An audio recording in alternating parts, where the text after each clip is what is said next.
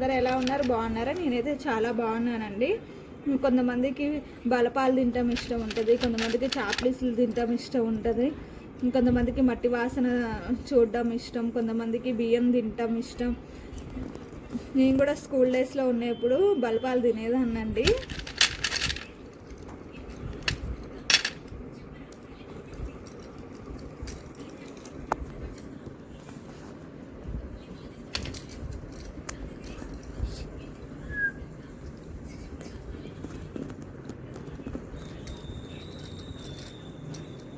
Vitamin లోపం వల్ల తినాలనిపిస్తుంది అంటండి బలపాలు అయితే.